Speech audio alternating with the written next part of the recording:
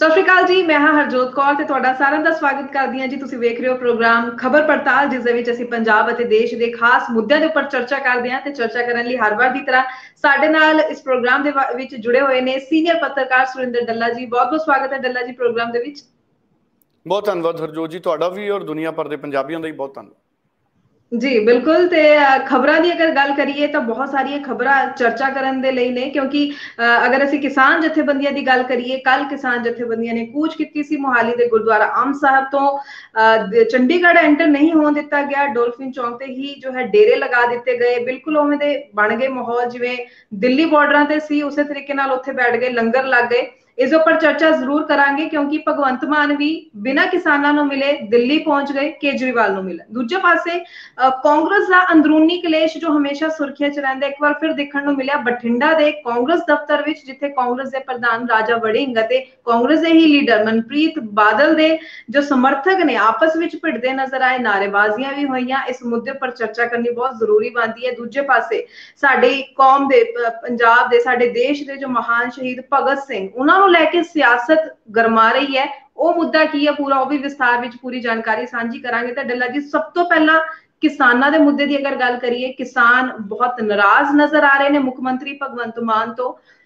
चंडीगढ़ वाल वधना जा रहे सी, रस्ते विच ही रोक दिता जांदा है। रस्ते च हुण डोल्फिन चौक ते डेरे लगे हुए ने, पर नाराजगी है कि आखिर क्यों पंजाब के मुख्यमंत्री भगवंत मान किसानों को मिलन की थां ते दिल्ली पहुंच जाते हैं केजरीवाल को मिलन लई। मैनू लगता है भगवंत मान साहब प्रधानमंत्री नरेंद्र मोदी की तरह गलती कर गए। जदों साडे किसान दिल्ली जा रहे सी, रस्ते च रोकां लगियां, मनोहर लाल खट्टर होना ने रोकां लाइयां, ते उहदा की अंजाम होया ये सारी दुनिया नूं पता है। ते प्रधानमंत्री साहब नरेंद्र मोदी होना ने अखीर च 3 खेती कानून भी रद्द कीते ते किसानां अगे सॉरी भी फील कीती। हुण इहदा मतलब समझण दी जरूरत है। भगवंत मान तो सारिਆਂ ਨੂੰ बहुत उम्मीद है। भगवंत मान की ईमानदारी, पंजाब के प्रति उन्होंने निष्ठा, किसी चीज़ उपर कोई शक नहीं है। पर जिहड़ा सूबे का मुख्यमंत्री है ना, वो कल किसानां च खड़िया होया दिखना चाहिए सी। मैं कई लीडरां ने वड्डियां गलतियां इतिहासक कीतियां ने, मैं गवाह रहा। जदों अन्ना हजारे का अंदोलन, डॉक्टर मनमोहन सिंह प्रधानमंत्री सी और राहुल गांधी कांग्रेस दे विच लगभग उसे भूमिका च सी जिवें अकाली दल च सुखबीर सिंह बादल बिना प्रधान बने जी। अकाली दल च बिना प्रधान बने सुखबीर जिन्ने ताकतवर सी, राहुल गांधी भी उन्ने ताकतवर सी। और अन्ना हजारे दे अंदोलन वेले अगर राहुल गांधी अन्ना हजारे साहब कोले चले जांदे ते ना तो आम आदमी पार्टी बनती ते ना जा स्थितियां होंदियां। सो अज ये दूसरा मौका सी जदों किसान साडे चल के आए ने पंजाब भर चों, ट्रालियां च आए ने। देखो मजबूरी जदों हो जाती किसानों नूं फेर आउंदे आ किसान। बिल्कुल ये ना सोचो, बहुत सारे लोग कह रहे हैं जी किसानों ने पार्टी बना ली, वो सियासत नहीं सी आना चाहिए। कोई भी पार्टी बना सकता है, कोई भी चोन लड़ सकता है। जे किसानों ने चोन लड़ ली फिर की होया? बल्कि ये एक शर्मिंदे होने वाली गल है कि साडी विधान सभा च किसान जित के नहीं गए। ये साडी सारिਆਂ ਲਈ शर्मिंदे होने वाली गल है। किसानों का विधान सभा च पहुंचना बहुत लाजमी है। मैं तां ही बार बार कहना कि मौका अरविंद केजरीवाल साहब कोले कि किसान नूं किसी नूं जरूर भेजण पार्लीमेंट दे विच। हुण जित्थों तक गल रही भगवंत मान होना दी, भगवंत मान होना नूं दिल्ली चले गए अरविंद केजरीवाल नूं मिलन। हैलीकॉप्टर हैगा, सवा घंटा लगता दिल्ली जाण नूं, सवा घंटा 1.5 घंटा। ते जरूर किसानां नूं उन्हां नूं मिलना चाहिए सी। मैं तां कहना भगवंत मान नूं चाहिए सी जिथे किसान है वो कहंदे भी मैं तुहाडे च आउणा ते मैं तुहानूं मिल के जाना, ते कोई कमेटी कमूटी बनाउंदे अफसरां दी, जिहदे नाल बाद दे विच गलबात किसानां दी और सरकार दी चलदी रहिंदी। हरजोत जी, दुनिया की कोई ताकत किसानां और सरकार दे विच जिहड़ा समझौता है उहनूं रोक नहीं सकती। ये गलबात होनी है, ना कोई ताकत गलबात नूं रोक सकती है। सरकार और किसानां दे विच तालमेल रहना ही रहना है, आपसी संबंध रहना ही रहना है। सो इस करके जे भगवंत मान दिल्ली जाण दी बजाए किसानां नूं मिल रहे हुंदे ते ये काम बहुत वधिया हो जाना सी। नौबत आउणी नहीं सी एक दूजे दे प्रति चिंता करन दी। और हुण स्थितियां ये ने कि बहुत सारे लोग सोच रहे हैं कि भगवंत मान उन्होंने अचानक दिल्ली जाने की लोड़ सी, किसानों को मिल के चले जाते। और दूसरा ਕੱਲ ਮੀਟਿੰਗ ਦੀ ਤਿਆਰੀ ਵੀ ਹੋਈ, ਬਾਅਦ ਦੇ ਵਿੱਚ ਉਹ ਮੀਟਿੰਗ ਕਿਉਂ ਨਹੀਂ ਹੋ ਸਕੀ? ਕਹਿੰਦੇ ਬੱਸ ਵੀ ਭੇਜੀ ਸੀ ਕਿਸਾਨਾਂ ਲਈ, ਕਿਸਾਨਾਂ ਨੇ ਫਿਰ ਗੁਰਦੁਆਰਾ ਸ਼੍ਰੀ ਆਮ ਸਾਹਿਬ ਮੀਟਿੰਗ ਕੀਤੀ ਤੇ ਉਹਨਾਂ ਨੇ ਚੰਡੀਗੜ੍ਹ ਵੱਲ ਨੂੰ ਰਵਾਨਗੀ ਪਾਤੀ, ਕਿਉਂਕਿ ਕਿਸਾਨਾਂ ਨੇ ਜਿਹੜਾ ਮੰਗ ਪੱਤਰ ਦੇਣਾ ਸੀ ਉਹ ਮੰਗ ਪੱਤਰ ਤਾਂ ਮੁੱਖ ਮੰਤਰੀ ਨੂੰ ਦੇਣਾ ਸੀ, ਮੁੱਖ ਮੰਤਰੀ ਦੇ ਨਾਮ। ਤੇ ਜਦੋਂ ਉਹ ਡਾਲਫਿਨ ਚੌਂਕ ਪਹੁੰਚੇ ਮੋਹਾਲੀ ਜੀ, ਤੇ ਉੱਥੇ 3 ਲੇਅਰ ਦੀ ਸਿਕਿਉਰਿਟੀ ਲੱਗੀ ਹੋਈ ਸੀ। ਚੰਡੀਗੜ੍ਹ ਪੁਲਿਸ ਨੇ ਵੀ ਆਪਣੀ ਸਿਕਿਉਰਿਟੀ ਲਾ ਲਈ। ਜਿਹੜੇ ਪਹਿਲੇ ਬੈਰੀਅਰ ਸੀ ਉਹ ਕਿਸਾਨਾਂ ਨੇ ਪਾਰ ਕਰ ਲਏ, ਜੋ ਮੀਡੀਆ 'ਚ ਖਬਰਾਂ ਆਈਆਂ ਨੇ। ਔਰ ਉਸ ਤੋਂ ਬਾਅਦ ਉਹ ਉੱਥੇ ਬੈਠੇ ਨੇ ਕਿਸਾਨ, ਔਰ ਉਹਨਾਂ ਨੇ ਅੱਜ ਤੱਕ ਦਾ ਅਲਟੀਮੇਟਮ ਦਿੱਤਾ ਹੈ, ਸਮਾਂ ਦਿੱਤਾ ਹੈ। ਜੇ ਨਹੀਂ ਉਹਨਾਂ ਦੀ ਗੱਲ ਸੁਣੀ ਜਾਏਗੀ, ਉਹਨਾਂ ਦੀਆਂ ਮੰਗਾਂ ਨੇ, ਕਈ ਵੱਡੀਆਂ ਮੰਗਾਂ ਨੇ, ਮੋਟੀਆਂ ਮੰਗਾਂ ਮੈਂ ਦੱਸ ਦਿੰਦਾ। ਕਿਸਾਨ ਚਾਹੁੰਦੇ ਨੇ ਸਰਕਾਰ ਮੁਆਵਜ਼ਾ ਦੇਵੇ ਜਾਂ ਬੋਨਸ ਦੇਵੇ। ਕਿਸਾਨ ਚਾਹੁੰਦੇ ਨੇ ਜਿਹੜਾ ਝੋਨੇ ਦੀ ਬਿਜਾਈ ਦਾ ਪੈਟਰਨ ਹੈ ਕਿ 4 ਜ਼ੋਨ 'ਚ ਝੋਨਾ ਬੀਜਿਆ ਜਾਏਗਾ, ਉਹਨੂੰ ਵਾਪਸ ਲਿਆ ਜਾਵੇ। 10 ਜੂਨ ਤੋਂ ਝੋਨਾ ਲਾਉਣ ਦੀ ਮਨਜ਼ੂਰੀ ਦਿੱਤੀ ਜਾਵੇ। ਔਰ ਜਿਹੜੀ ਮੂੰਗੀ ਦੀ ਫਸਲ ਹੈ ਉਹਦੇ ਤੇ ਸਰਕਾਰ ਨੇ ਕਿਹਾ ਵੀ ਤੁਸੀਂ ਮੂੰਗੀ ਵੇਚੋ, ਅਸੀਂ MSP ਦੇਵਾਂਗੇ। MSP ਕਿੰਨੀ ਦਿੱਤੀ ਜਾਣੀ ਹੈ ਸਰਕਾਰ ਤੈਅ, ਔਰ ਨੋਟੀਫਿਕੇਸ਼ਨ ਜਾਰੀ ਕਰੇ। ਦੇਖੋ ਹੁੰਦਾ ਕੀ ਹੈ, ਸਰਕਾਰਾਂ ਕਹਿ ਦਿੰਦੀਆਂ ਨੇ ਤੁਸੀਂ ਆਹ ਕੰਮ ਕਰ ਲਓ, ਲੋਕ ਕਰ ਦਿੰਦੇ ਨੇ। ਹੁਣ ਸਰਕਾਰ ਨੇ ਕਹਿਤਾ ਮੂੰਗੀ ਲਾਓ। ਪੰਜਾਬ 'ਚ ਮੂੰਗੀ ਦੀ ਜਿਹੜੀ ਕਲਟੀਵੇਸ਼ਨ ਹੈ, ਬਿਜਾਈ ਹੈ ਮੂੰਗੀ ਦੀ ਖੇਤੀ, ਆਲਮੋਸਟ ਡਬਲ ਹੋ ਗਈ। ਮੈਂ ਇੱਕ ਬਹੁਤ ਮਸ਼ਹੂਰ ਅਖਬਾਰ 'ਚ ਪੜ੍ਹ ਰਿਹਾ ਸੀ ਖਬਰ, ਆਲਮੋਸਟ ਡਬਲ ਹੋ ਗਈ ਪੰਜਾਬ 'ਚ ਮੂੰਗੀ ਹੇਠਾਂ ਰਕਬਾ। ਉਹਦੇ ਨਾਲ ਹੁਣ ਕਿਸਾਨਾਂ ਨੂੰ ਇਹ ਵੀ ਚਿੰਤਾ ਪੈ ਗਈ ਵੀ ਕੀ ਸਰਕਾਰ MSP ਦੇ ਦੇਗੀ, ਸਾਡੀ ਮੂੰਗੀ ਚੱਕ ਲਏਗੀ। ਇਸ ਕਰਕੇ ਕਿਸਾਨਾਂ ਦੀਆਂ ਚਿੰਤਾਵਾਂ ਆਪਣੀ ਜਗ੍ਹਾ ਤੇ ਜਾਇਜ਼ ਹੈ। ਹੁਣ 4 ਜ਼ੋਨ 'ਚ ਵੰਡ ਕੇ ਝੋਨਾ ਲੱਗਣਾ ਹੈ। ਹੁਣ ਅਗਰ ਇੱਕ ਜ਼ੋਨ 'ਚ ਝੋਨਾ ਲੱਗੂਗਾ ਤੇ ਕਿਸਾਨਾਂ ਨੂੰ ਚਿੰਤਾ ਹੈ ਵੀ ਦੂਸਰੇ ਜ਼ੋਨ 'ਚ ਬਿਜਲੀ ਸਪਲਾਈ ਨਹੀਂ ਛੱਡਣੀ ਫਿਰ ਪਾਵਰਕਾਮ ਨੇ ਜੀ। ਅਸਲ ਬਿਜਲੀ ਦਾ ਸੰਕਟ ਬਹੁਤ ਵੱਡਾ ਹੈ, ਪਾਣੀ ਦਾ ਸੰਕਟ ਬਹੁਤ ਵੱਡਾ ਹੈ। ਪਰ ਅਗਰ ਇਸ ਸੰਕਟ ਨੂੰ ਹੱਲ ਕਰਨਾ ਹੈ ਤੇ ਸਰਕਾਰ ਨੂੰ ਕੋਈ ਵੀ ਫੈਸਲਾ ਕਿਸਾਨਾਂ ਨੂੰ ਸਹਿਮਤੀ 'ਚ ਲੈ ਕੇ ਹੀ ਕਰਨਾ ਪੈਣਾ ਹੈ। ਕਿਉਂਕਿ ਜਿਹੜਾ ਅਰਵਿੰਦ ਕੇਜਰੀਵਾਲ ਸਾਹਿਬ ਦਾ ਸਵਰਾਜ ਦਾ ਮਾਡਲ ਸੀ ਜੀ, ਉਹ ਤਾਂ ਇਹੀ ਕਹਿੰਦਾ। ਹੁਣ ਸਵਰਾਜ ਕਿੱਥੇ ਗਿਆ? ਇਹ ਤਾਂ ਫੈਸਲੇ ਕੇਜਰੀਵਾਲ ਸਾਹਿਬ ਦਾ ਸਵਰਾਜ ਮਾਡਲ ਕਹਿੰਦਾ ਸੀ ਜਨਤਾ ਹੀ ਕਰੂਗੀ। ਸਵਰਾਜ ਮਾਡਲ ਇਹ ਸੀ ਆਮ ਆਦਮੀ ਪਾਰਟੀ ਦਾ। ਤੇ ਹੁਣ ਆਮ ਆਦਮੀ ਪਾਰਟੀ ਸਵਰਾਜ ਦਾ ਮਾਡਲ ਪੰਜਾਬ ਛੱਡ ਕੇ ਭਗਵੰਤ ਮਾਨ ਸਾਹਿਬ ਦਿੱਲੀ ਚਲੇ ਗਏ। ਨਹੀਂ, ਜਿੱਥੇ ਭਗਵੰਤ ਮਾਨ ਸਾਹਿਬ ਸਹੀ ਨੇ ਉੱਥੇ ਉਹਨਾਂ ਨੂੰ ਸਲੂਟ ਹੈ, ਜਿੱਥੇ ਭਗਵੰਤ ਮਾਨ ਸਾਹਿਬ ਕਮੀ ਛੱਡਣਗੇ ਉੱਥੇ ਸਵਾਲ ਹੈ। ਔਰ ਇਹ ਕਿਸਾਨ ਸਵਾਲ ਕਰ ਰਹੇ ਨੇ, ਪੂਰਾ ਪੰਜਾਬ ਸਵਾਲ ਕਰ ਰਿਹਾ ਅੱਜ। ਬਿਲਕੁਲ। ਸੋ ਇਸ ਕਰਕੇ ਦੇਖੋ ਪਾਲਿਸੀ ਕ੍ਰਾਈਸਿਸ ਤਾਂ ਹੈ ਸਰਕਾਰ ਕੋਲੇ। ਮੈਨੂੰ ਲੱਗਦਾ ਸਰਕਾਰ ਨੂੰ ਸਮਝ ਨਹੀਂ ਆ ਰਹੀ ਹੋਣੀ, ਭਗਵੰਤ ਮਾਨ ਦੀ ਸਰਕਾਰ ਨੂੰ, ਵੀ ਅਸੀਂ ਕਿਹੜੇ ਅਫਸਰਾਂ ਦੀ ਮੀਟਿੰਗ ਕਰਾਈਏ, ਅਸੀਂ MSP ਕਿਵੇਂ ਤੈਅ ਕਰੀਏ, ਹੁਣੇ ਕਿੱਦਾਂ ਤੈਅ ਕਰੀਏ। ਤੇ ਜੇ ਅਸੀਂ ਦੁਬਾਰਾ 10 ਜੂਨ ਤੋਂ ਝੋਨਾ ਸਾਰਿਆਂ ਨੂੰ ਕਹਿ ਦਾਂਗੇ ਤੇ ਅਸੀਂ ਬਿਜਲੀ ਕਿੱਥੋਂ ਲੈ ਕੇ ਆਵਾਂਗੇ, ਜਦਕਿ ਕੇਂਦਰ ਸਰਕਾਰ ਮਦਦ ਕਰ ਰਹੀ ਹੈ ਇਸ ਵਕਤ। ਹਰਜੋਤ ਜੀ, ਮੈਂ ਹੈਰਾਨ ਹਾਂ, BJP ਦੇ ਖਿਲਾਫ ਸਭ ਤੋਂ ਵੱਧ ਕਿਸਾਨਾਂ ਦੇ ਬਿਆਨ ਚੱਲੇ ਨੇ। ਅੱਜ ਸਥਿਤੀਆਂ ਇਹ ਹੈ ਕਿ ਭਾਰਤੀ ਜਨਤਾ ਪਾਰਟੀ ਦੀ ਕੇਂਦਰ ਦੀ ਸਰਕਾਰ ਕਿਸਾਨਾਂ ਨਾਲ ਦੂਰੀ ਨੂੰ ਖਤਮ ਕਰਨਾ ਚਾਹੁੰਦੀ ਹੈ। ਉਹ ਹਰ ਗੱਲ ਮੰਨੀ ਜਾ ਰਹੇ ਨੇ। ਜਿਹੜੀ ਪੰਜਾਬ ਦੇ ਵਿੱਚ ਡਿਸਟ੍ਰੀਬਿਊਸ਼ਨ ਸੀ, ਬਿਜਲੀ ਦੀ ਸਪਲਾਈ ਸੀ ਜੀ, ਉਹਦੇ ਲਈ ਉਹਨਾਂ ਨੇ ਪੂਰੀ ਸਹੂਲਤ ਦਿੱਤੀ। ਤੁਸੀਂ ਦੇਖੋ ਬਿਜਲੀ ਦੀ ਸਪਲਾਈ ਸੈਂਟਰਲ ਪੂਲ ਚੋਂ ਬਿਜਲੀ ਮਿਲ ਰਹੀ ਹੈ, ਬਿਜਲੀ ਐਕਸਚੇਂਜ ਚੋਂ। ਕੋਈ ਰੋਕ ਟੋਕ ਨਹੀਂ ਹੈ ਪੰਜਾਬ ਨੂੰ, ਜਿੰਨੀ ਚਾਹੀਦੀ ਹੈ ਉਨੀ ਦਿੱਤੀ ਜਾ ਰਹੀ ਹੈ। ਟਰਾਂਸਮਿਸ਼ਨ ਦੀ ਲਿਮਿਟ ਪਿਛਲੇ ਸਾਲ ਨਾਲੋਂ ਵਧਾਤੀ ਕੇਂਦਰ ਦੀ ਸਰਕਾਰ ਨੇ। ਹੁਣ ਇਹ ਵੀ ਤਾਂ ਇੱਕ ਲਿਬਰਲ ਪਾਲਿਸੀ ਹੈ ਸੈਂਟਰ ਸਰਕਾਰ ਦੀ। ਹੁਣ ਕਈ ਲੋਕ ਇਹ ਕਹਿ ਦੇਣਗੇ ਕਿ ਮੈਂ ਜੀ BJP ਦੀ ਤਰਫਦਾਰੀ ਕਰ ਰਿਹਾ। ਦੇਖੋ ਜਿਹੜਾ ਸੱਚ ਹੈ ਉਹਦੇ ਤੋਂ ਵੱਡਾ ਤਾਂ ਸੱਚ ਹੁੰਦਾ ਹੀ ਨਹੀਂ ਕੋਈ। ਹੁਣ ਸੁੰਗੜਿਆ ਦਾਣਾ ਮਨਜ਼ੂਰ ਕਰ ਲਿਆ ਕੇਂਦਰ ਸਰਕਾਰ ਨੇ, ਬਿਲਕੁਲ ਲਿਮਿਟ ਦੇਤੀ ਵੀ ਤੁਸੀਂ ਚੱਕਾਂਗੇ ਤੁਹਾਡੀ ਸਾਰੀ ਕਣਕ, ਉਹ ਵੀ ਸਾਡੀ ਚੱਕੀ। ਹੁਣ ਜਿਹੜੀ 18% ਤੱਕ ਦੀ ਉਹਨਾਂ ਨੇ ਹੱਦ ਦੇਤੀ, ਸੁੰਗੜਿਆ ਦਾਣਾ ਵੀ ਕਹਿੰਦੇ ਅਸੀਂ ਚੱਕਾਂਗੇ। ਤੇ ਹੋਰ ਕੇਂਦਰ ਸਰਕਾਰ ਕੀ ਕਰੇ ਇਸ ਤੋਂ ਵੱਧ? ਸੋ ਇਸ ਕਰਕੇ ਹੁਣ ਗੱਲ ਸਿਆਸਤ ਦੇਖਣ ਦੀ ਨਹੀਂ। ਉਹ ਤਾਂ ਭਗਵੰਤ ਮਾਨ ਜੀ ਨੇ ਵੀ ਧੰਨਵਾਦ ਕਰਤਾ ਕੇਂਦਰ ਸਰਕਾਰ ਦਾ। ਹਾਲਾਂਕਿ ਆਮ ਆਦਮੀ ਪਾਰਟੀ ਵਾਲੇ ਕਹਿੰਦੇ ਕਿ ਭਗਵੰਤ ਮਾਨ ਜੀ ਦੀ ਬੇਨਤੀ ਪ੍ਰਵਾਨ ਕਰ ਲਈ ਮੋਦੀ ਸਾਹਿਬ ਨੇ। ਅਸਲ 'ਚ ਮੋਦੀ ਸਾਹਿਬ ਨੂੰ ਪਤਾ ਲੱਗ ਗਿਆ ਪੰਜਾਬ ਦੇ ਕਿਸਾਨਾਂ ਦੀ ਸਥਿਤੀ ਕੀ ਹੈ। ਨਰਿੰਦਰ ਮੋਦੀ ਇਹ ਸਮਝ ਗਏ ਕਿ ਪੰਜਾਬ ਦੇ ਕਿਸਾਨਾਂ ਦੀ ਤਾਕਤ ਕੀ ਹੈ। ਐਵੇਂ ਨਹੀਂ ਮੋਦੀ ਸਾਹਿਬ ਨੇ ਸੌਰੀ ਫੀਲ ਕੀਤੀ ਤੇ 3 ਖੇਤੀ ਕਾਨੂੰਨ ਵਾਪਸ ਲਏ। ਹੁਣ ਮਸਲਾ ਇਹ ਹੈ ਕਿ ਅਗਰ ਤਾਂ ਭਗਵੰਤ ਮਾਨ ਅੱਜ ਦਿੱਲੀ ਤੋਂ ਵਾਪਸ ਆ ਕੇ ਇਹ ਮਸਲੇ ਦਾ ਹੱਲ ਕਰ ਦਿੰਦੇ ਨੇ ਹਰਜੋਤ ਜੀ, ਫਿਰ ਤਾਂ ਇਹ ਗੱਲ ਸਮਝ ਆਉਂਦੀ ਹੈ नहीं तो जिहड़ी किसान ताकत है साडी वो तो केंद्र की सरकार ने देख ली, सूबे की सरकार की हुंदी केंद्र अगे। बिल्कुल बिल्कुल। तो इस करके साडे जिहड़े किसान ने वो अपनी जायज़ मंगां लई बैठे ने और सरकारां दी जिम्मेदारी है।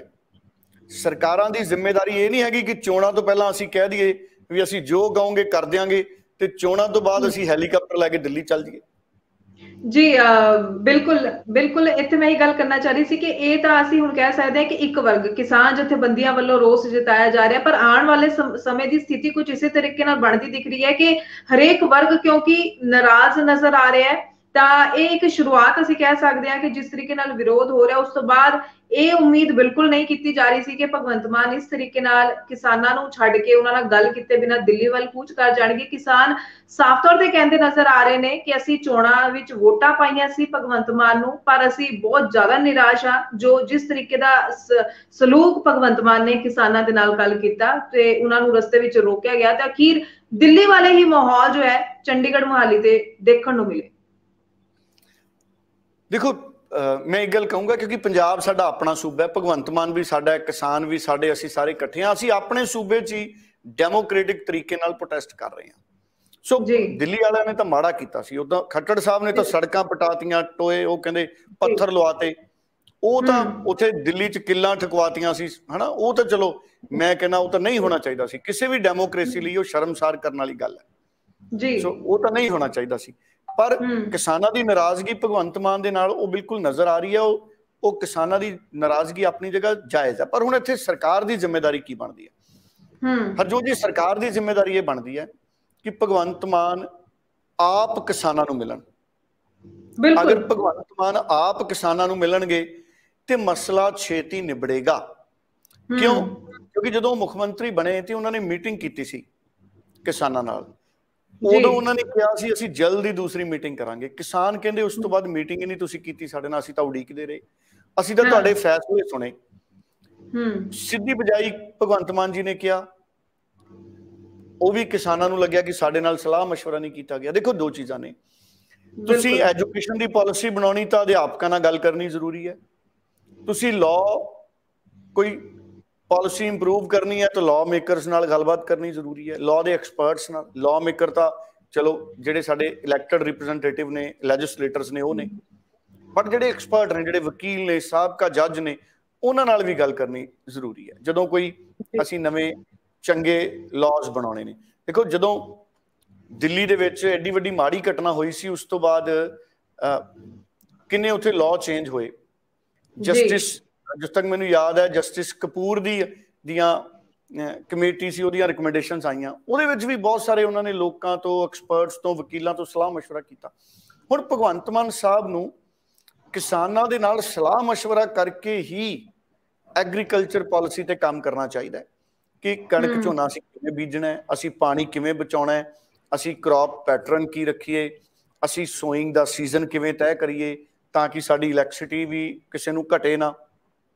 सो चाहिदा तां इह सी कि मेरी नज़र च भगवंत मान नूं जिहड़ियां साडीआं 22-23 जथेबंदियां ने, उन्हां दे सारिआं दे एक आगू लैके एग्रीकल्चर दे सुधारां लई एक स्थाई कमेटी बना देनी चाहिए, जिहदे चेयरमैन भगवंत मान आप होण। 20-22 जथेबंदियां दे प्रधान ते जनरल सकत्तर लै लो, 20-22 जथेबंदियां दे 44-50 नुमाइंदे ते 10 अफसर लै लैन भगवंत मान एग्रीकल्चर महकमे दे, और आप उन्होंने चेयरमैन बनन उस कमेटी दे, और वो हाई पावर कमेटी बनाउण भगवंत मान कि ये 50 बंदियां दी जिहड़ी कमेटी है पंजाब च एग्रीकल्चर बारे, ये सर्वसम्मति दे नाल फैसले करूगी। स्वराज ये कहंदा है, जिहड़ी किताब आम आदमी पार्टी वाले पढ़ाउंदे सी स्वराज दी, ਉਹਦਾ मकसद यही सी लोगों को जागरूक करना कि किवें लोग अपने फैसले आप करन ते उह च साडा मुख मंत्री मैंबर होवे। सो ऐदां दीयां चीज़ां ने जिहड़ियां इन्हां नूं लागू करनियां पैणगीਆਂ। ये बड़ी आसान गल है, 40-50 मैंबरी कमेटी बना लैण, भगवंत मान चेयरमैन होण, और 1 महीने दे विच 2 बार एग्रीकल्चर की कमेटी की मीटिंग हो जाण गिले शिकवे आपस च। जदों हर 2 महीने बैठणगे चंगियां चीज़ां बहुत निकलणगियां और खेती के सुधार वाले पासे काम चलूगा। उहदे नाल किसानी भी धरने वाले पासों दूर रहूगी, अपनी एग्रीकल्चर ते ध्यान देऊगी, ਤੇ ਕਿਸਾਨਾਂ ਦੇ ਜਿਹੜੇ ਲੀਡਰ ਨੇ ਉਹ ਸਰਕਾਰ ਦੇ ਨਾਲ ਤਾਲਮੇਲ 'ਚ ਰਹਿਣਗੇ। ਇਹੀ ਇੱਕ ਹੱਲ ਹੈ। ਔਰ ਮੈਂ ਗੱਲਾਂ 'ਚ ਨਵਜੋਤ ਸਿੰਘ ਸਿੱਧੂ ਦੇ ਮਾਡਲ ਦਾ ਜ਼ਿਕਰ ਕਰ ਜਾਣਾ, ਇਹ ਨਵਜੋਤ ਸਿੰਘ ਸਿੱਧੂ ਦਾ ਮਾਡਲ ਹੀ ਹੈ ਇੱਕ ਤਰੀਕੇ ਨਾਲ ਹਰਜੋਤ ਜੀ, ਕਿ ਕਿਵੇਂ ਅਸੀਂ ਸ਼ਮੂਲੀਅਤ ਜਿਹੜੀ ਉਹ ਲੋਕਾਂ ਦੀ ਕਰਨੀ ਹੈ। ਔਰ ਕੱਲ ਨਵਜੋਤ ਸਿੰਘ ਸਿੱਧੂ ਨੇ ਟਵੀਟ ਵੀ ਕੀਤਾ। ਸੋ ਗੱਲ ਕਰਨੀ ਇਸ ਕਰਕੇ ਬਣਦੀ ਹੈ ਨਵਜੋਤ ਸਿੰਘ ਸਿੱਧੂ ਦੀ, ਕਿ ਨਵਜੋਤ ਸਿੰਘ ਸਿੱਧੂ ਕੋਲੇ ਰਿਸਰਚ ਹੈ। ਉਹ ਜਿਹੜੇ ਵੀ ਕੰਮ 'ਚ ਨਵਜੋਤ ਸਿੰਘ ਸਿੱਧੂ ਗਿਆ ਉਹਦੇ 'ਚ ਖੁੱਭ ਗਿਆ। ਉਹ ਕਾਮੇਡੀ ਕਰ ਗਿਆ, ਟੀਵੀਆਂ 'ਚ ਕਾਮੇਡੀਅਨ ਬਣ ਗਏ, ਖੁੱਭ ਗਏ, ਕਲਾਕਾਰ ਬਣ ਗਏ, ਕਮੈਂਟਰੀ 'ਚ ਖੁੱਭ ਗਏ, ਕ੍ਰਿਕਟ 'ਚ ਖੁੱਬੇ ਰਹੇ। ਤੇ ਜਦੋਂ ਪੋਲਿਟਿਕਸ ਕਰ ਰਿਹਾ, ਲੋਕ ਮੁੱਦਿਆਂ ਤੇ ਆਇਆ ਤੇ ਉਹ ਲੋਕ ਮੁੱਦਿਆਂ 'ਚ ਵੀ ਖੁੱਭ ਗਿਆ ਨਵਜੋਤ ਸਿੰਘ ਸਿੱਧੂ। ਨਵਜੋਤ ਸਿੰਘ ਸਿੱਧੂ ਨੇ ਬਹੁਤ ਸਾਫ਼ ਪਹਿਲੀ ਵਾਰੀ ਗੱਲ ਕੀਤੀ ਸੀ ਕਿ ਅਸੀਂ ਜਿਹੜੀਆਂ ਸਾਡੀਆਂ ਦਾਲ ਬੀਜ ਫਸਲਾਂ ਨੇ ਉਹਨਾਂ ਦੇ ਉੱਤੇ MSP ਦਈਏ। ਮੂੰਗੀ ਦੀ ਗੱਲ ਨਵਜੋਤ ਸਿੰਘ ਸਿੱਧੂ ਨੇ ਸਭ ਤੋਂ ਪਹਿਲਾਂ ਕੀਤੀ ਸੀ। ਸਭ ਤੋਂ ਪਹਿਲੇ ਅਨਾਉਂਸ MSP ਦੀ ਦਾਲਾਂ ਦੇ ਉੱਤੇ ਨਵਜੋਤ ਸਿੰਘ ਸਿੱਧੂ ਦੀ ਸੀ। ਕਿਉਂ? ਕਿਉਂਕਿ ਨਵਜੋਤ ਸਿੰਘ ਸਿੱਧੂ ਨੂੰ ਵੀ ਪਤਾ ਅਸੀਂ ਦਾਲਾਂ ਇੰਪੋਰਟ ਕਰਦੇ ਹਾਂ। ਜਦੋਂ ਅਸੀਂ ਦਾਲਾਂ ਇੰਪੋਰਟ ਕਰਦੇ ਹਾਂ ਤੇ ਅਸੀਂ ਦੂਜੀਆਂ ਥਾਵਾਂ ਤੋਂ ਜ਼ਿਆਦਾ ਪੈਸੇ ਦੇ ਕੇ ਦਾਲ ਮੰਗਾਉਂਦੇ ਹਾਂ। ਉਹਦੇ ਨਾਲੋਂ ਚੰਗਾ ਹੈ ਕਿ ਅਸੀਂ ਬਾਹਰੋਂ ਇੰਪੋਰਟ ਕਰਨ ਨਾਲੋਂ ਆਪਣੇ ਕਿਸਾਨਾਂ ਨੂੰ ਕਹੀਏ ਵੀ ਤੁਸੀਂ ਦਾਲ ਬੀਜੋ, ਜਿਹੜਾ ਪੈਸਾ ਅਸੀਂ ਬਾਹਰ ਦੇਣਾ ਤੁਸੀਂ ਲਾਓ। ਹੁਣ ਜੇ ਨਵਜੋਤ ਸਿੰਘ ਸਿੱਧੂ ਮੂੰਗੀ ਲਵਾਉਂਦਾ ਪੰਜਾਬ 'ਚ ਤੇ ਕਿਵੇਂ ਲਵਾਉਂਦਾ? ਜਿਹੜਾ ਨਵਜੋਤ ਸਿੰਘ ਸਿੱਧੂ ਦਾ ਖੇਤੀ ਮਾਡਲ ਹੈ ਉਹ ਇੱਕ ਪਾਇਲਟ, ਪਹਿਲਾਂ ਇੱਕ ਜ਼ਿਲ੍ਹਾ ਲੈਂਦਾ ਨਵਜੋਤ ਸਿੰਘ ਸਿੱਧੂ, ਔਰ MSP ਨਵਜੋਤ ਸਿੰਘ ਸਿੱਧੂ ਦੀ ਕਮੇਟੀ ਤੈਅ ਕਰਦੀ ਵੀ ਅਸੀਂ ਇੰਨੇ ਰੁਪਏ ਮੂੰਗੀ ਤੇ MSP ਤੈਅ ਕਰਦੇ ਹਾਂ, ਔਰ ਅਸੀਂ ਇਕੱਲੇ ਸੰਗਰੂਰ 'ਚ ਪਾਇਲਟ ਤੌਰ ਤੇ ਇੱਕ ਜ਼ਿਲ੍ਹੇ 'ਚ ਮੂੰਗੀ ਦੀ ਖੇਤੀ ਅਸੀਂ ਕਰਾਵਾਂਗੇ ਇਸ ਵਾਰ। ਔਰ ਉਹਦੇ ਨਾਲ ਅੰਦਾਜ਼ਾ ਹੋ ਜਾਣਾ ਸੀ ਕਿ ਸੰਗਰੂਰ 'ਚ ਕਿੰਨੇ ਏਕੜ 'ਚ ਬੀਜੀ ਗਈ, ਸਾਡਾ ਉਤਪਾਦਨ ਮੂੰਗੀ ਦਾ ਕਿੰਨਾ ਕਰਿਆ, ਤੇ ਸਰਕਾਰ ਸਾਰੀ ਮੂੰਗੀ ਚੱਕ ਕੇ ਉਹਦੀ ਮੰਡੀ ਤਲਾਸ਼ਦੀ ਵੀ ਅਸੀਂ ਆਪਣੀ ਇੰਪੋਰਟ ਦਾ, ਜਿਹੜੀ ਅਸੀਂ ਇੰਪੋਰਟ ਕਰਨੀ ਸੀ ਮੂੰਗੀ ਉਹ ਅਸੀਂ ਨਹੀਂ ਕਰਦੇ, ਪਰ ਸਾਡੇ ਕੋਲੇ ਵਾਧੂ ਮੂੰਗੀ ਕਿੰਨੀ ਹੈ ਤਾਂ ਕਿ ਅਸੀਂ ਉਹਦੀ ਮਾਰਕੀਟਿੰਗ ਕਰ ਸਕੀਏ ਦੇਸ਼ ਦੇ ਦੂਜੇ ਹਿੱਸੇ 'ਚ। ਬਿਲਕੁਲ ਮਾਰਕੀਟਿੰਗ ਬੋਰਡ ਬਣਾਏ ਜਾਣ ਦੀ ਜ਼ਰੂਰਤ ਹੈ। ਜਿਵੇਂ ਮੰਡੀਕਰਨ ਬੋਰਡ ਹੈ ਸਾਡੇ ਕਣਕ ਝੋਨੇ ਤੇ ਦੂਸਰੇ ਪ੍ਰੋਸੈਸ ਲਈ, ਇਸੇ ਤਰ੍ਹਾਂ ਇੱਕ ਐਗਰੀਕਲਚਰ ਦਾ ਮਾਰਕੀਟਿੰਗ ਬੋਰਡ ਬਣਾਏ ਜਾਣ ਦੀ ਜ਼ਰੂਰਤ ਹੈ, ਜਿਹੜਾ ਸੰਭਾਵਨਾਵਾਂ ਤਰਾਸ਼ੇ ਕਿ ਅਸੀਂ ਆਪਣੀ ਮੂੰਗੀ ਨੂੰ ਦੁਨੀਆ ਭਰ 'ਚ ਕਿੱਥੇ ਵੇਚ ਸਕਦੇ ਹਾਂ, ਅਸੀਂ ਆਪਣੀ ਇੰਡੀਆ 'ਚ ਕਿੱਥੇ ਵੇਚ ਸਕਦੇ ਹਾਂ, ਜਾਂ ਕੋਈ ਵੀ ਫਸਲ। ਸੋ ਭਗਵੰਤ ਮਾਨ ਨੂੰ ਚਾਹੀਦਾ ਹੈ ਕਿ ਉਹ ਕਿਸਾਨਾਂ ਨੂੰ ਨਾਲ ਲੈ ਕੇ ਇੱਕ ਕਮੇਟੀ ਬਣਾਉਣ, ਆਪ ਆਉਣ ਕੱਲ, ਤਾਂ ਕਿ ਇਹ ਮਸਲਾ ਨਿਬੜੇ ਔਰ ਐਗਰੀਕਲਚਰ ਚੰਗੇ ਪਾਸੇ ਜਾਵੇ।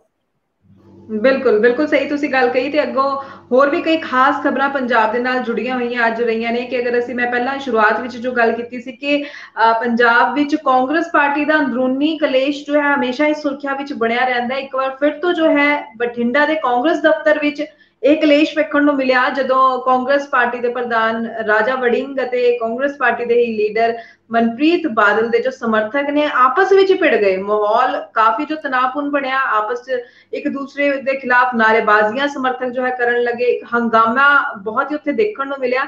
ਇਸ ਮਾਮਲੇ ਨੂੰ ਕਿਸ ਤਰੀਕੇ ਨਾਲ ਦੇਖਦੇ ਹੋ ਕਿ ਇੱਕ ਪਾਸੇ ਤਾਂ ਕਾਂਗਰਸ ਪਾਰਟੀ ਨੂੰ ਮਜ਼ਬੂਤ ਹੋਣ ਦੀ ਜ਼ਰੂਰਤ ਹੈ, ਜਿਸ ਹਿਸਾਬ ਨਾਲ ਜੋ ਸਥਿਤੀ ਬਣੀ ਹੋਈ ਹੈ, ਬਾਵਜੂਦ ਇਸ ਦੇ ਲੀਡਰਾਂ ਦੇ ਸਮਰਥਕ ਆਪਸ ਵਿੱਚ ਭਿੜਦੇ ਅਗਰ ਨਜ਼ਰ ਆਉਂਦੇ ਨੇ ਪਾਰਟੀ ਦੇ ਹੀ ਦਫ਼ਤਰ ਵਿੱਚ, ਤਾਂ ਕਿਸ ਤਰੀਕੇ ਕੀ ਸਮੀਕਰਨ ਬੰਦੇ ਦਿਖਦੇ ਨੇ?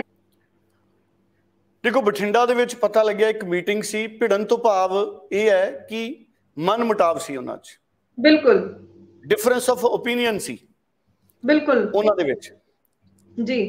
ਅਸਲ 'ਚ ਚੋਣਾਂ ਤੋਂ ਪਹਿਲਾਂ ਰਾਜਾ ਵੜਿੰਗ ਸਾਹਿਬ ਨੇ ਕਈ ਵਾਰੀ ਭਾਸ਼ਣ ਕੀਤਾ ਕਿ ਕੋਈ ਵੀ ਬਾਦਲ ਜਿੱਤਣਾ ਨਹੀਂ ਚਾਹੀਦਾ, ਤੇ ਮਨਪ੍ਰੀਤ ਬਾਦਲ ਦੇ ਸਮਰਥਕ ਨੇ ਜਿਹੜੇ ਉਹ ਇਸ ਗੱਲ ਦਾ ਬੁਰਾ ਮਨਾਈ ਬੈਠੇ ਸੀ। ਤੇ ਜਿਹੜੇ ਜੈਜੀਤ ਜੌਲ ਨੇ, ਜਿਹੜੇ ਮਨਪ੍ਰੀਤ ਬਾਦਲ ਸਾਹਿਬ ਦੇ ਰਿਸ਼ਤੇਦਾਰ ਨੇ, ਉਹਨਾਂ ਨੇ ਵੀ ਕੱਲ ਕਹਿੰਦੇ ਇੱਕ ਸੋਸ਼ਲ ਮੀਡੀਆ ਤੇ ਪੋਸਟ ਪਾਤੀ ਕਿ ਜਿਹੜੇ ਲੋਕ ਮਨਪ੍ਰੀਤ ਬਾਦਲ ਜੀ ਲਈ ਜਾਂ ਪਾਰਟੀ ਦੇ ਉਮੀਦਵਾਰਾਂ ਦੇ ਖਿਲਾਫ ਬਿਆਨ ਦਿੰਦੇ ਰਹੇ, ਪਾਰਟੀ ਨੇ ਉਹਨਾਂ ਨੂੰ ਹੀ ਵੱਡੇ ਵੱਡੇ ਅਹੁਦਿਆਂ ਨਾਲ ਨਵਾਜ਼ਤਾ ਤੇ ਸੁਨੀਲ ਜਾਖੜ ਸਾਹਿਬ ਨੂੰ ਨੋਟਿਸ ਕਰਤਾ ਜੀ। ਦੇਖੋ, ਵੈਸੇ ਗੱਲ ਤਾਂ ਦੇਖੀ ਜਾਵੇ ਬੜੀ ਹੈਰਾਨੀ ਵਾਲੀ ਗੱਲ ਹੈ, ਪਰ ਹਰਜੋਤ ਜੀ ਹੁਣ ਗੱਲ ਇੱਥੇ ਪਹੁੰਚੀ ਕਿ ਕਾਂਗਰਸ ਨੇ ਆਪਣੇ ਵੱਲੋਂ ਤਾਂ ਫੈਸਲਾ ਕੀਤਾ ਕਿ ਅਸੀਂ ਰਾਜਾ ਵੜਿੰਗ ਜੀ ਨਵਾਂ ਇੱਕ ਚਿਹਰਾ ਲਿਆਈਏ, ਇਹਨੂੰ ਪ੍ਰਧਾਨ ਬਣਾ ਦਈਏ, ਤਾਂ ਕਿ ਕਾਂਗਰਸ ਜਿਹੜਾ ਇੱਕ ਦੂਸਰੇ ਦੇ ਪ੍ਰਤੀ ਬਿਆਨਬਾਜ਼ੀ ਦੇਣ ਦਾ ਸਿਲਸਿਲਾ ਉਹ ਖਤਮ ਹੋ ਜੇ ਜੀ। ਪਰ ਬੜੀ ਹੈਰਾਨੀ ਵਾਲੀ ਗੱਲ ਹੈ, ਉਹ ਖਤਮ ਫੇਰ ਨਹੀਂ ਹੋਇਆ। ਹੁਣ ਵੀ ਕਾਂਗਰਸ ਦੇ ਲੀਡਰ ਇੱਕ ਦੂਜੇ ਦੇ ਖਿਲਾਫ ਬਿਆਨ ਦੇ ਰਹੇ ਨੇ, ਔਰ ਹੁਣ ਮਨਪ੍ਰੀਤ ਬਾਦਲ ਦੇ ਜਿਹੜੇ ਸਮਰਥਕ ਨੇ ਉਹ ਖੁੱਲ ਕੇ ਸਾਹਮਣੇ ਆ ਗਏ ਨੇ ਕਿ ਰਾਜਾ ਵੜਿੰਗ ਜੀ ਅਨੁਸ਼ਾਸਨ ਦੀ ਗੱਲ ਕਰ ਰਹੇ ਨੇ ਹਰ ਜਗ੍ਹਾ। ਵਿਰੋਧੀ ਕਹਿ ਰਹੇ ਨੇ ਕਿ ਰਾਜਾ ਵੜਿੰਗ ਜੀ ਨੇ ਤਾਂ ਖੁਦ ਇਸ ਤਰ੍ਹਾਂ ਦੇ ਬਿਆਨ ਦਿੱਤੇ ਨੇ ਕਿ ਕੋਈ ਬਾਦਲ ਬਠਿੰਡੇ ਚੋਂ ਜਿੱਤਣਾ ਨਹੀਂ ਚਾਹੀਦਾ, ਲੰਬੀ ਚੋਂ ਜਲਾਲਾਬਾਦ ਚੋਂ ਜਿੱਤਣਾ ਨਹੀਂ ਚਾਹੀਦਾ। ਤੇ ਮਨਪ੍ਰੀਤ ਬਾਦਲ ਕਾਂਗਰਸ ਦੇ ਉਮੀਦਵਾਰ ਸੀ ਤੇ ਰਾਜਾ ਵੜਿੰਗ ਜੀ ਚਾਹੁੰਦੇ ਨਹੀਂ ਸੀ ਮਨਪ੍ਰੀਤ ਬਾਦਲ ਜਿੱਤਣ। ਤੇ ਮੈਂ ਜਦੋਂ ਇਹ ਥੋੜੀ ਜਿਹੀ ਖੋਜ ਕੀਤੀ ਤਾਂ 2019 ਚ ਰਾਜਾ ਵੜਿੰਗ ਜੀ ਹਾਰ ਗਏ ਸੀ ਲੋਕ ਸਭਾ ਦੀ ਸੀਟ, ਤੇ ਰਾਜਾ ਵੜਿੰਗ ਜੀ ਨੇ ਇੱਕ ਜਗ੍ਹਾ ਬੋਲਿਆ ਵੀ ਹੈ ਕਿ 2019 ਚ ਜੋ ਮੇਰੇ ਨਾਲ ਹੋਇਆ ਦੁਬਾਰਾ ਨਾ ਹੋਵੇ। ਰਾਜਾ ਵੜਿੰਗ ਜੀ ਨੂੰ ਇਹ ਲੱਗਦਾ ਵੀ 2019 ਚ ਸਾਰੇ ਬਾਦਲਾਂ ਨੇ ਇਕੱਠੇ ਹੋ ਕੇ ਉਹਨਾਂ ਨੂੰ ਹਰਾਤਾ। ਸੋ ਪਰ ਰਾਜਾ ਵੜਿੰਗ ਉਹਨਾਂ ਦੇ ਪੁਰਾਣੇ ਬਿਆਨ ਨੇ ਜਿਹੜੇ ਹੁਣ ਉਹਨਾਂ ਦੇ ਰਾਹ ਚ ਅੜਿੱਕਾ ਬਣ ਰਹੇ ਨੇ, ਔਰ ਕਾਂਗਰਸ ਚ ਕਿਤੇ ਨਾ ਕਿਤੇ ਹਜੇ ਵੀ ਖੁੱਲ ਕੇ ਇੱਕ ਦੂਜੇ ਦੇ ਖਿਲਾਫ ਜਿਹੜੀ ਬਿਆਨਬਾਜ਼ੀ ਹੈ ਉਹ ਚੱਲ ਰਹੀ ਹੈ। ਹੁਣ ਇਸ ਮਸਲੇ ਤੇ ਜਦੋਂ ਰਾਜਾ ਵੜਿੰਗ ਜੀ ਸਵਾਲ ਚ ਨੇ ਤੇ ਹੁਣ ਹਰੀਸ਼ ਚੌਧਰੀ ਜੀ ਇਸ ਮਸਲੇ ਨੂੰ ਕਿਵੇਂ ਨਿਬੇੜਨਗੇ? ਸਿੱਧੂ ਨੂੰ ਤਾਂ ਇਸ ਕਰਕੇ ਨੋਟਿਸ ਭੇਜਤਾ, ਨੋਟਿਸ ਨਹੀਂ ਆਇਆ ਉਹਨਾਂ ਬਾਰੇ ਸ਼ਿਕਾਇਤ ਭੇਜਤੀ ਉੱਪਰ ਕਿ ਜਿੱਦਣ ਰਾਜਾ ਵੜਿੰਗ ਜੀ ਨੇ ਅਹੁਦਾ ਸੰਭਾਲਣਾ ਸੀ ਉਸ ਦਿਨ ਨਵਜੋਤ ਸਿੰਘ ਸਿੱਧੂ ਜੀ ਆਏ ਨਹੀਂ। ਕਹਿੰਦੇ ਆਏ ਸੀ, ਫਰਜ਼ ਅਦਾਇਗੀ ਜੀ ਕੀਤੀ, ਮੰਚ ਤੇ ਵੀ ਨਹੀਂ ਬੈਠੇ ਜਿੱਥੇ ਸਾਰੇ ਲੀਡਰ ਬੈਠੇ ਸੀ ਤਾਂ ਕਿ ਅਸੀਂ ਪਾਰਟੀ ਦੀ ਜੁਟਤਾ ਦਿਖਾਉਂਦੇ। ਸੋ ਇਸ ਤਰੀਕੇ ਦੀਆਂ ਕਈ ਗੱਲਾਂ ਉਹਨਾਂ ਦੇ ਖਿਲਾਫ ਲਿਖੀਆਂ ਕਿ ਉਹ ਕਾਰਗੁਜ਼ਾਰੀ ਤੇ ਸਵਾਲ ਕਰਦੇ ਰਹੇ। ਸੋ ਕਾਫੀ ਕੁਝ ਲਿਖਿਆ, ਪਤਾ ਹੀ ਆ ਮੀਡੀਆ ਨੂੰ ਸਾਰਾ ਕੁਝ। ਜੀ ਹੁਣ ਕੀ ਹਰੀਸ਼ ਚੌਧਰੀ ਜੀ ਮਨਪ੍ਰੀਤ ਬਾਦਲ ਔਰ ਰਾਜਾ ਵੜਿੰਗ ਦੇ ਵਿੱਚ ਜਿਹੜਾ ਮਨਮੁਟਾਵ ਹੈ ਉਹਨੂੰ ਦੂਰ ਕਰਾਉਣਗੇ? ਕਿਉਂਕਿ ਬਠਿੰਡੇ ਦੇ ਵਿੱਚ ਵੀ ਮਨਪ੍ਰੀਤ ਬਾਦਲ ਜੀ ਦੇ ਸਮਰਥਕ ਉਹ ਇਸ ਗੱਲ ਤੋਂ ਨਾਰਾਜ਼ ਸੀ ਕਿ ਮਨਪ੍ਰੀਤ ਬਾਦਲ ਜੀ ਦੇ ਖਿਲਾਫ ਰਾਜਾ ਵੜਿੰਗ ਜੀ ਪਹਿਲਾਂ ਬੋਲੇ ਸੀ ਤੇ ਪੋਸਟ ਪਾਈ ਸੀ ਰਾਜਾ ਵੜਿੰਗ ਜੀ ਦੇ ਮਨਪ੍ਰੀਤ ਬਾਦਲ ਜੀ ਦੇ ਰਿਸ਼ਤੇਦਾਰ ਨੇ। ਪਰ ਜਦੋਂ ਮੀਟਿੰਗ ਸੀ, ਮੀਟਿੰਗ 'ਚ ਕਈ ਸਮਰਥਕ ਕਹਿੰਦੇ ਕਿ ਇਹ ਨਵੇਂ ਇੱਕ ਵਾਰੀ ਫੇਰ ਸੋਸ਼ਲ ਮੀਡੀਆ ਤੇ ਇਹ ਮਾਮਲੇ ਜਿਹੜੇ ਨੇ ਇਹ ਵਾਇਰਲ ਹੋਣ ਲੱਗ ਗਏ ਪੋਸਟਾਂ ਦੇ ਜ਼ਰੀਏ। ਸੋ ਕਨਫਿਊਜ਼ਨ ਉੱਥੇ ਪੈਦਾ ਹੋ ਗਈ। ਸੀਗੇ ਸਾਰੇ ਕਾਂਗਰਸੀ, ਪਰ ਇੱਕ ਕਨਫਿਊਜ਼ਨ ਉੱਥੇ ਪੈਦਾ ਹੋ ਗਈ। ਕਹਿੰਦੇ ਫਿਰ ਉੱਥੇ ਨਾਅਰੇਬਾਜ਼ੀ ਵੀ ਹੋ ਗਈ। ਚਲੋ ਕਿਸੇ ਧਿਰ ਨੇ ਨਾਅਰੇ ਲਾਏ ਹੋਣ, ਨਾਅਰੇ ਤਾਂ ਚਲੋ ਕਾਂਗਰਸ ਪਾਰਟੀ ਦੇ ਹੀ ਉਹਨਾਂ ਨੇ ਲਾਏ ਹੋਣੇ ਨੇ, ਮੈਂ ਉਹਦੇ 'ਚ ਨਹੀਂ ਪੈਂਦਾ। ਕਾਂਗਰਸ ਪਾਰਟੀ ਜਿੱਦਾਂ ਦੀ ਉਹਨਾਂ ਨੇ ਕੀਤੀ ਹੋਣੀ ਹੈ, ਪਰ ਕਾਂਗਰਸ 'ਚ ਜਿਹੜੀਆਂ ਸਥਿਤੀਆਂ ਬਣ ਗਈਆਂ ਹਰਜੋਤ ਜੀ, ਇਹ ਬੜੀਆਂ ਚਿੰਤਾਜਨਕ ਨੇ। ਮੈਨੂੰ ਨਹੀਂ ਸਮਝ ਆਉਂਦਾ ਕਿ ਕਾਂਗਰਸ ਆਮ ਆਦਮੀ ਪਾਰਟੀ ਦਾ ਮੁਕਾਬਲਾ ਕਰੂਗੀ ਜਾਂ ਕਾਂਗਰਸ ਦੇ ਲੀਡਰ ਪਹਿਲਾਂ ਇੱਕ ਦੂਜੇ ਦਾ ਮੁਕਾਬਲਾ ਕਰਨਗੇ ਵੀ ਸਾਡੇ ਚੋਂ ਤਕੜਾ ਕਿਹੜਾ। ਬਿਲਕੁਲ ਐਨਰਜੀ ਹੈ ਜਿਹੜੀ ਉਹ ਵਿਰੋਧੀ ਧਿਰ ਦੀ ਭੂਮਿਕਾ ਦੇ ਤੌਰ ਤੇ ਉਹਨਾਂ ਨੂੰ ਆਪਣੀ ਯੂਜ਼ ਕਰਨੀ ਚਾਹੀਦੀ ਹੈ ਐਨਰਜੀ, ਜਦਕਿ ਉਹਨਾਂ ਦੀ ਐਨਰਜੀ ਉਹ ਆਪਣੇ ਮੁੱਦਿਆਂ ਤੇ ਖਪਤ ਹੋ ਰਹੀ। ਜੀ ਬਿਲਕੁਲ ਤੁਸੀਂ ਸਹੀ ਗੱਲ ਕਹੀ ਹੈ, ਕਿਉਂਕਿ ਲਗਾਤਾਰ ਅਸੀਂ ਦੇਖ ਰਹੇ ਹਾਂ ਕਿ ਕਾਂਗਰਸ ਪਾਰਟੀ ਨੂੰ ਜਿੱਥੇ ਆਪਣੀ ਅੰਦਰੂਨੀ ਪਕੜ ਮਜ਼ਬੂਤ ਬਣਾਉਣੀ ਚਾਹੀਦੀ ਹੈ, ਉੱਥੇ ਹੀ ਦੂਸਰੇ ਪਾਸੇ ਸਵਾਲ ਹਮੇਸ਼ਾ ਇਹੀ ਬਣ ਜਾਂਦੇ ਨੇ, ਆਖਿਰ ਅੰਦਰੂਨੀ ਕਲੇਸ਼ ਕਾਂਗਰਸ ਦਾ ਖਤਮ ਕਦੋਂ ਹੋਏਗਾ। ਵੱਡੇ ਸਵਾਲ ਨੇ। ਚਲੋ ਆਉਣ ਵਾਲਾ ਸਮਾਂ ਤਸਵੀਰਾਂ ਨੂੰ ਹੋਰ ਸਾਫ਼ ਜ਼ਰੂਰ ਕਰਦਾ ਰਹੇਗਾ, ਪਰ ਅੱਗੋਂ ਗੱਲ ਕਰੀਏ ਤੇ ਇੱਕ ਮੁੱਦਾ ਹੋਰ ਬਹੁਤ ਖਬਰਾਂ ਦੇ ਵਿੱਚ ਚੱਲ ਰਿਹਾ, ਜਾਂ ਅਸੀਂ ਕਹੀਏ ਕਿ ਸਿਆਸਤ ਦੇ ਵਿੱਚ ਚੱਲ ਰਿਹਾ, ਕਿ ਜੋ ਸਾਡੇ ਦੇਸ਼ ਦੇ ਸ਼ਹੀਦ ਹੋਏ ਨੇ ਭਗਤ ਸਿੰਘ, ਉਹਨਾਂ ਨੂੰ ਲੈ ਕੇ ਸਿਆਸਤ ਬਹੁਤ ਚੱਲ ਰਹੀ ਹੈ। ਕਿਉਂਕਿ ਕਰਨਾਟਕ ਦੀ ਇੱਕ ਬੁੱਕ ਦੇ ਵਿੱਚੋਂ, ਸਿਲੇਬਸ ਦੇ ਵਿੱਚੋਂ ਭਗਤ ਸਿੰਘ ਦੇ ਉੱਪਰੋਂ ਇੱਕ ਜੋ ਲੈਸਨ, ਇੱਕ ਪਾਠ ਸੀਗਾ, ਉਹ ਹਟਾ ਦਿੱਤਾ ਗਿਆ ਤੇ ਹੁਣ ਉਸੇ ਨੂੰ ਲੈ ਕੇ ਸਿਆਸਤ ਚੱਲ ਰਹੀ ਹੈ। ਹਾਲਾਂਕਿ ਇਹ ਮੁੱਦਾ ਬਣਦਾ ਵੀ ਹੈ, ਕਿਉਂਕਿ ਜਿਨ੍ਹਾਂ ਨੇ ਸਾਡੇ ਦੇਸ਼ ਲਈ ਕੁਰਬਾਨੀਆਂ ਕੀਤੀਆਂ, ਅਗਰ ਉਹਨਾਂ ਦੇ ਨਾਂ ਨੂੰ ਹਟਾ ਦਿੱਤਾ ਜਾਏਗਾ, ਬੱਚੇ ਉਹਨਾਂ ਬਾਰੇ ਪੜ੍ਹ ਨਹੀਂ ਸਕਣਗੇ ਤਾਂ ਉਹਨਾਂ ਨੂੰ ਉਹਨਾਂ ਬਾਰੇ ਪਤਾ ਵੀ ਕਿਵੇਂ ਚੱਲੇਗਾ। ਬਿਲਕੁਲ ਠੀਕ ਹੈ। ਪਹਿਲਾਂ ਤਾਂ ਮੈਂ ਕਲੈਰਿਟੀ ਦੇ ਦਾਂ ਕਿ ਭਗਤ ਸਿੰਘ ਬਾਰੇ ਸਫਾਈ ਆਈ ਹੈ ਉੱਥੋਂ ਦੇ ਜਿਹੜੇ ਕਰਨਾਟਕਾ ਟੈਕਸਟ ਬੁੱਕ ਸੁਸਾਇਟੀ ਹੈ ਜੀ, ਉਹਨਾਂ ਨੇ ਲਿਖਿਆ ਕਿ ਮੀਡੀਆ ਦੇ ਇੱਕ ਹਿੱਸੇ ਦੇ ਵਿੱਚ ਇਹ ਬ੍ਰੌਡਕਾਸਟ ਕੀਤਾ ਜਾ ਰਿਹਾ ਹੈ ਕਿ ਭਗਤ ਸਿੰਘ ਦੇ ਬਾਰੇ ਜਿਹੜਾ ਲੈਸਨ ਹੈ ਉਹ ਬਦਲ ਦਿੱਤਾ ਗਿਆ ਤੇ ਉਹਦੀ ਥਾਂ ਤੇ ਹੈਡੇਗਵਰ ਜਿਹੜੇ ਆਰਐਸਐਸ ਨਾਲ ਸੰਬੰਧਿਤ ਆਗੂ ਸੀ ਉਹਨਾਂ ਦਾ ਚੈਪਟਰ ਹੈ ਸ਼ਾਮਲ ਕਰ ਲਿਆ ਗਿਆ। ਉਹ ਕਹਿੰਦੇ ਫੈਕਟ ਇਹ ਹੈ ਕਿ ਜਿਹੜਾ ਭਗਤ ਸਿੰਘ ਬਾਰੇ ਜਿਹੜਾ ਲੈਸਨ ਹੈ ਉਹ ਡ੍ਰੌਪ ਨਹੀਂ ਕੀਤਾ ਗਿਆ, ਔਰ ਜਿਹੜੀ 10th ਸਟੈਂਡਰਡ ਦੀ ਕੰਨੜਾ ਦੀ ਜਿਹੜੀ ਟੈਕਸਟ ਬੁੱਕ ਹੈ, ਉਹ revised 10th standard Karnataka text book ਹੈ, ਉਹ ਅੰਡਰ ਪ੍ਰਿੰਟਿੰਗ ਹੈ ਤੇ ਉਹਦੇ ਵਿੱਚ ਹੈ ਅੰਡਰ ਪ੍ਰਿੰਟਿੰਗ ਹੈ ਉਹ ਕਹਿੰਦੇ ਜਿਹੜੀ ਕਿਤਾਬ ਹੈ। ਸੋ ਉਹਨਾਂ ਨੇ ਇਹ ਸਫਾਈ ਦਿੱਤੀ ਹੈ। ਪਰ ਉਧਰ ਬੀਜੇਪੀ ਦੇ ਲੀਡਰਾਂ ਦਾ ਬਿਆਨ ਆ ਰਹੇ ਨੇ, ਕਿਉਂਕਿ ਆਮ ਆਦਮੀ ਪਾਰਟੀ ਨੇ ਪੰਜਾਬ 'ਚ ਪ੍ਰੈਸ ਕਾਨਫਰੰਸ ਕੀਤੀ, ਭਗਤ ਸਿੰਘ ਇਹਦੇ ਤੇ ਭਗਵੰਤ ਮਾਨ ਬੋਲੇ, ਅਰਵਿੰਦ ਕੇਜਰੀਵਾਲ ਬੋਲੇ, ਬੀਜੇਪੀ ਤੇ ਉਹਨਾਂ ਨੇ ਇਲਜ਼ਾਮ ਲਾਏ ਔਰ ਆਮ ਆਦਮੀ ਪਾਰਟੀ ਨੇ ਪੰਜਾਬ 'ਚ ਪ੍ਰੈਸ ਕਾਨਫਰੰਸ ਕੀਤੀ, ਕਹਿੰਦੇ 10th ਦੇ ਸਿਲੇਬਸ ਚੋਂ ਭਗਤ ਸਿੰਘ ਨੂੰ ਹਟਾ ਕੇ RSS ਦੇ ਜਿਹੜੇ ਸੰਸਥਾਪਕ ਨੇ ਹੈਡਗੇਵਾਰ, ਉਹਨਾਂ ਦਾ ਜਿਹੜਾ ਹੈਗਾ ਚੈਪਟਰ ਸ਼ਾਮਿਲ ਕਰ ਲਿਆ। ਮੇਰਾ ਹੀ ਮੰਨਣਾ ਹੈ ਜੇ RSS ਦੇ ਮੁਖੀ ਦਾ ਚੈਪਟਰ ਵੀ ਸ਼ਾਮਿਲ ਕਰ ਲਿਆ ਕਰਨਾਟਕਾ ਦੇ ਵਿੱਚ, ਕਿਸੇ ਨੂੰ ਕੀ ਇਤਰਾਜ਼ ਹੈ? ਉਹਨਾਂ ਨੇ ਵੀ ਬਹੁਤ ਵੱਡਾ ਯੋਗਦਾਨ ਪਾਇਆ ਵੱਖ-ਵੱਖ ਖਿੱਤਿਆਂ ਦੇ ਵਿੱਚ। ਹਾਂ, ਭਗਤ ਸਿੰਘ ਦਾ ਨਹੀਂ ਹਟਾਇਆ ਜਾਣਾ ਚਾਹੀਦਾ ਸੀ, ਜਿਹੜਾ ਪਹਿਲਾਂ ਹੀ ਪੜਾਇਆ ਜਾ ਰਿਹਾ। ਸੋ ਜੇ ਭਗਤ ਸਿੰਘ ਪੜਾਇਆ ਜਾ ਰਿਹਾ ਤਾਂ ਹਟਾਉਣ ਦੀ ਕੀ ਲੋੜ ਹੈ? ਪਰ ਉਹਨਾਂ ਨੇ ਸਫਾਈ ਦੇ ਦਿੱਤੀ ਵੀ ਅਸੀਂ ਹਟਾਇਆ ਹੀ ਨਹੀਂ। ਸੋ ਮੈਨੂੰ ਇਹ ਲੱਗਦਾ ਵੀ ਇਹਦੇ ਤੇ ਕਿਤੇ ਨਾ ਕਿਤੇ ਕੋਈ ਨਾ ਕੋਈ ਕਨਫਿਊਜ਼ਨ ਸੀ। ਪਰ ਕਿਉਂਕਿ ਚੋਣਾਂ ਦਾ ਸਮਾਂ, ਸਾਨੂੰ ਪਤਾ ਹੈ ਗੁਜਰਾਤ 'ਚ ਵੀ ਚੋਣਾਂ ਹੋਣੀਆਂ, ਹਿਮਾਚਲ 'ਚ ਵੀ ਹੋਣੀਆਂ, ਔਰ ਭਗਤ ਸਿੰਘ ਇੱਕ ਵੱਡਾ ਮੁੱਦਾ ਪੰਜਾਬ ਦੀਆਂ ਚੋਣਾਂ 'ਚ ਵੀ ਰਿਹਾ। ਔਰ ਭਗਤ ਸਿੰਘ ਸਾਡੇ ਸਾਰਿਆਂ ਦਾ ਹੀਰੋ ਹੈ। ਪਰ ਮੈਨੂੰ ਇਹ ਲੱਗਦਾ ਹੈ ਕਿ ਆਮ ਆਦਮੀ ਪਾਰਟੀ ਔਰ BJP ਵਾਲੇ ਵੀ ਮੌਕਾ ਦੇਖਦੇ ਨੇ ਵੀ ਕਿਤੇ ਕੋਈ ਮਾੜੀ ਜਿਹੀ ਕਮੀ ਕਿਸੇ ਦੀ ਲੱਭ ਜੇ। BJP ਦੇ ਲੀਡਰਾਂ ਨੇ, ਆਮ ਆਦਮੀ ਪਾਰਟੀ ਨੇ ਪ੍ਰੈਸ ਕਾਨਫਰੰਸਾਂ ਕਰਕੇ ਕਿਹਾ BJP ਨੂੰ ਕਿ ਉਹਨਾਂ ਨੇ ਭਗਤ ਸਿੰਘ ਦਾ ਚੈਪਟਰ ਹਟਾਤਾ, ਤੇ BJP ਵਾਲੇ ਕਹਿੰਦੇ ਕਿ ਆਮ ਆਦਮੀ ਪਾਰਟੀ ਗਲਤ ਪ੍ਰਚਾਰ ਕਰ ਰਹੀ ਹੈ। ਸੋ ਦੋਵਾਂ ਧਿਰਾਂ ਨੇ ਬਿਆਨਬਾਜ਼ੀ ਇਹਦੇ ਤੇ ਖੂਬ ਕੀਤੀ ਹੈ। ਪਰ ਜਿਹੜੀ ਉੱਥੋਂ ਦੀ ਟੈਕਸਟ ਬੁੱਕ ਸੁਸਾਇਟੀ ਹੈ, ਉਹਨਾਂ ਦਾ ਪ੍ਰੈਸ ਨੋਟ ਆ ਗਿਆ, ਮੇਰੇ ਕੋਲੇ ਵੀ ਪਹੁੰਚ ਗਿਆ ਉਹਨਾਂ ਦਾ ਪ੍ਰੈਸ ਨੋਟ। ਸੋ ਉਹਦੇ ਵਿੱਚ ਉਹਨਾਂ ਨੇ ਸਾਫ਼ ਲਿਖਿਆ ਕਿ ਉਹ ਰਿਵਾਈਜ਼ਡ ਐਡੀਸ਼ਨ ਦੇ ਵਿੱਚ ਛਪ ਰਿਹਾ, has not dropped in revised standard. ਕਿਉਂਕਿ ਉਹਨਾਂ ਨੇ ਹੋਰ ਲਿਖਿਆ, ਉਹਨਾਂ ਨੇ ਲਿਖਿਆ ਕਿ ਇੱਕ ਕਮੇਟੀ ਬਣਾਈ ਹੈ ਜਿਹਦੇ ਚੇਅਰਮੈਨ ਨੇ ਰੋਹਿਤ ਚੱਕਰਾ ਥਿਰਥਾ, ਤੇ ਉਹ ਜਿਹੜੀਆਂ ਸੋਸ਼ਲ ਸਾਇੰਸ ਦੀਆਂ ਤੇ ਕੰਨੜਾ ਲੈਂਗੁਏਜ ਟੈਕਸਟ ਬੁੱਕਸ ਨੇ ਉਹਨਾਂ ਨੂੰ ਰਿਵਾਈਜ਼ ਰੀਲੁੱਕ ਕਰ ਰਹੇ ਨੇ, ਤੇ ਰਿਵਾਈਜ਼ ਉਹਨਾਂ ਨੂੰ ਕੀ ਕਰਨਾ ਉਹ ਦੇਖ ਰਹੇ ਨੇ। ਕਮੇਟੀ ਹੈਜ਼ ਰਿਵਾਈਜ਼ਡ 6ਵੀਂ ਤੋਂ 10ਵੀਂ ਦੀਆਂ ਸੋਸ਼ਲ ਸਾਇੰਸ ਦੀਆਂ ਤੇ 1 ਤੋਂ 10ਵੀਂ ਦੀਆਂ ਕੰਨੜ ਲੈਂਗੁਏਜ ਦੀਆਂ ਜਿਹੜੀਆਂ ਟੈਕਸਟ ਬੁੱਕਸ ਨੇ ਉਹ ਵਰਾ 2022 ਤੇ 23 ਲਈ ਉਹ ਦੇਖ ਰਹੇ ਨੇ, ਨਿਗਰਾਨ ਨੇ। ਸੋ ਉਹ ਕਹਿੰਦੇ ਵੀ ਰਿਵਾਈਜ਼ਡ ਜਿਹੜਾ ਐਡੀਸ਼ਨ ਹੈ ਉਹਦੇ ਚ ਛਪ ਰਿਹਾ, ਭਗਤ ਸਿੰਘ ਡ੍ਰੌਪ ਨਹੀਂ ਕੀਤਾ ਗਿਆ। ਸੋ ਇਸ ਕਰਕੇ ਇਹ ਦੋਵੇਂ ਧਿਰਾਂ ਨੇ ਆਪਣੀ ਆਪਣੀ ਗੱਲ ਰੱਖਤੀ। ਮੈਨੂੰ ਲੱਗਦਾ ਆਉਂਦੇ ਦਿਨਾਂ 'ਚ ਇਹਦੇ ਤੇ ਹੋਰ ਕਲੈਰਿਟੀ ਸਾਹਮਣੇ ਆਏਗੀ। ਪਰ ਕਰਨਾਟਕਾ ਦੇ ਵਿੱਚ ਭਗਤ ਸਿੰਘ ਪੜਾਇਆ ਜਾਏਗਾ, ਇਹ ਸਾਫ਼ ਹੋ ਗਿਆ ਇਸ ਪ੍ਰੈਸ ਨੋਟ ਦੇ ਨਾਲ।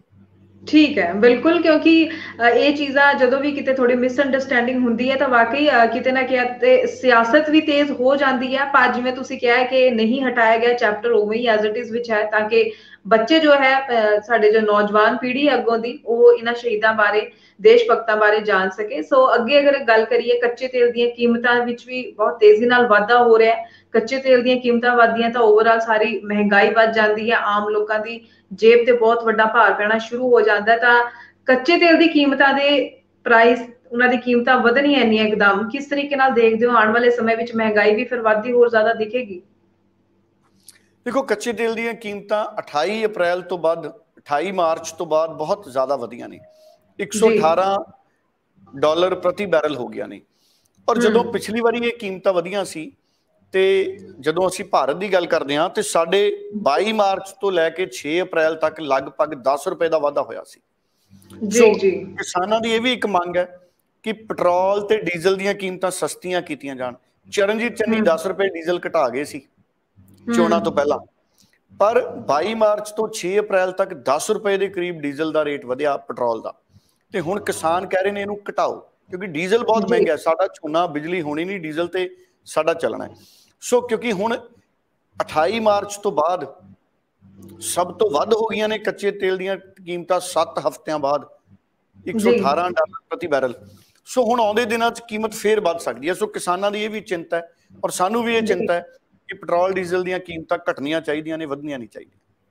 ਜੀ, ਬਿਲकुल सही तुसी गल कही है। ते उम्मीद करते हैं कि इसी तरीके नाल कुछ ना कुछ देश लई जो सही होवे, देश दी जनता लई ओह जे कदम भी जो है सरकारां वल्लों समय सिर चक्के जांदे रहन, क्योंकि बहुत ही उम्मीदां दे नाल जो देश की जनता होंदी अपने लीडरां नूं चुनदी है ताकि वो उन्हां दे कुछ सहूलत जो है पैदा कर सकन। फिलहाल पंजाब की गल करिए एक बार फिर तो बहुत उम्मीदां आम आदमी पार्टी तो हुण तक भी कायम ने, पर नाराजगी किते ना किते किसानां दी असीं हुण तक वेखी है। अज पूरे दिन च किवें दा माहौल रहेगा उस उपर भी खबर पड़ताल प्रोग्राम दे विच असीं चर्चा मुड़ तो जरूर लैके हाजिर होवांगे। फिलहाल डल्ला जी तुहाडा बहुत बहुत धन्नवाद इस सारी चर्चा का हिस्सा बनने लई।